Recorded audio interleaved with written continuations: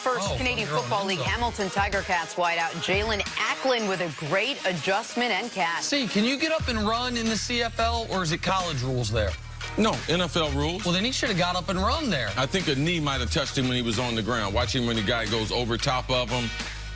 Right there, he touched him on the way past. Oh, okay. All right. That's against Duran's team. Oh, okay. Yeah, he plays for BC. More from the CFL here. That's why they haven't made it. Montreal Alouettes receiver DeVere Posey diving backwards to make this grab. Buckeyes, we everywhere. DeVere Posey out of Cincinnati, Ohio. Yep. Great track star out of high school. Started at The Ohio State. Drafted in the NFL. Who don't you know, see? Didn't work out for him in Houston, man.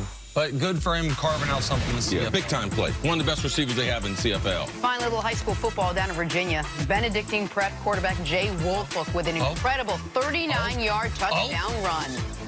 Oh! That's 5-0. Trust me on this. Oh, this is a video game.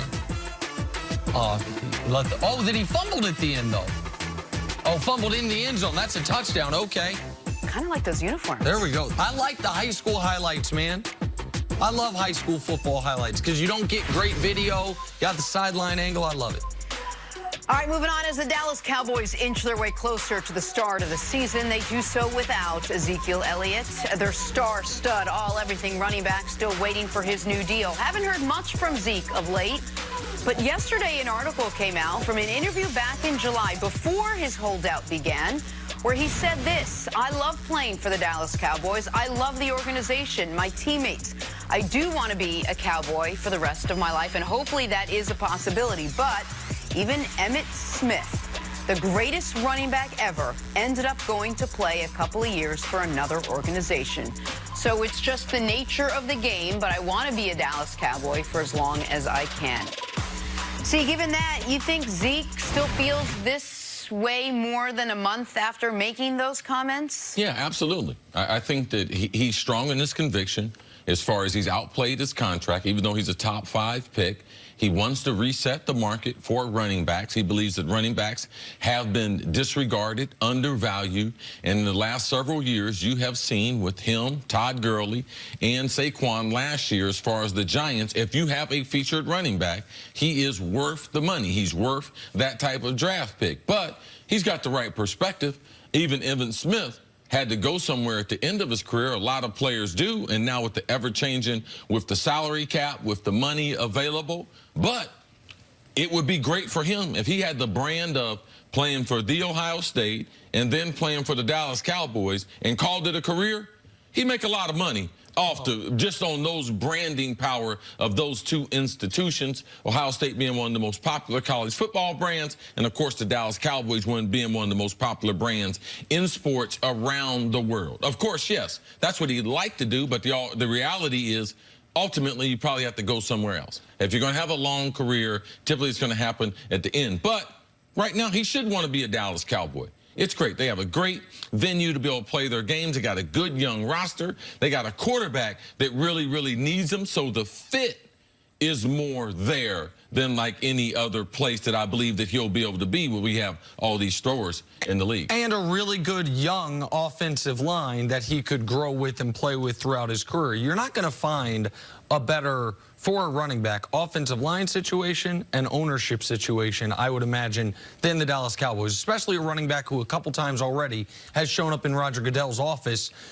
Jerry Jones, just these tough contract negotiations notwithstanding, goes to the wall for his players once they are in the fold. He's already shown that with Zeke, how upset he was with the league when Zeke did get suspended. The Cowboys taking no punitive action against Zeke from a team perspective once he got out of, kind of wiggled his way out of the latest fracas from this summer. So, of course, this makes sense. And the question is, how long does Zeke realistically think he's going to play?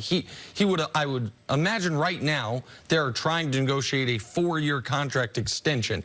That would take him through his 9th NFL season. So we're talking about year 10 if he gets this contract done before he would be a free agent. And while I understand, and I remember Emmitt playing those 2 years, I believe, for the Arizona Cardinals, Emmitt didn't have to finish his career somewhere else. He did because he played even by older school standards, a ridiculously long time. He was already the NFL's all-time rushing leader and then decided, I want to keep going, and more power to him for doing that. But it's not as if Emmett was forced out of Dallas early. Emmett was no longer the player he once was, but still had something left and said, if I can keep playing football, I'm going to keep playing football as long as I possibly can.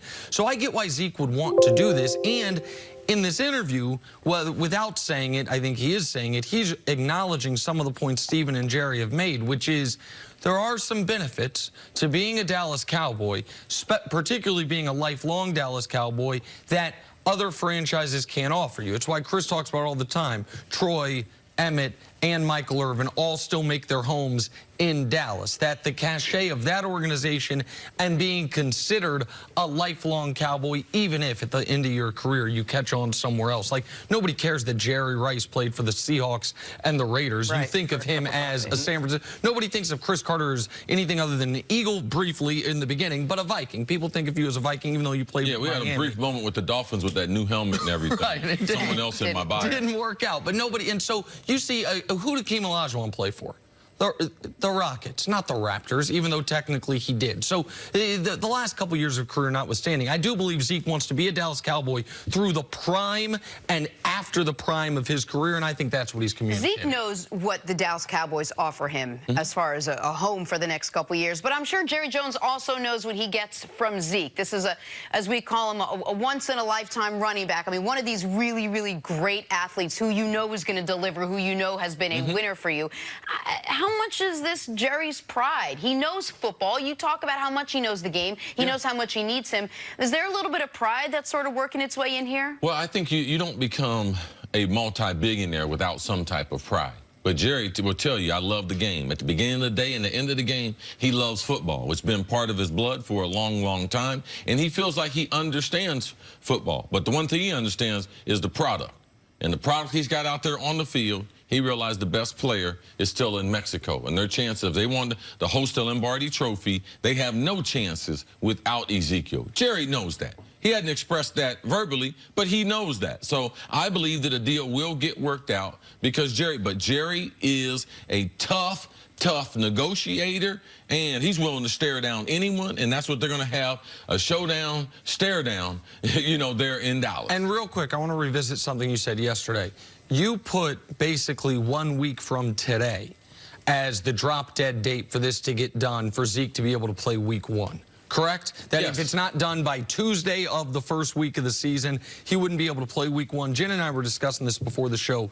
Can you just explain to the audience again why you think even that position of running back couldn't sign on a Thursday night and play that Sunday? Well, from a game plan standpoint, they're putting in the game plan on Sunday. They're going to trim down their roster Sunday afternoon. I think the league mandate is that day. And then you start to get your practice squad, and you really start trying to concentrate. How can we win this first game, which happens to be a divisional game? Our defensive line is shorthanded. How can I put together a game plan for those 65 offensive plays? And you can only put in plays that the players that are there. You can't have the coaches on a Sunday say, we're getting ready to play the Giants a week from today, and let's put in 25 plays for Ezekiel Elliott.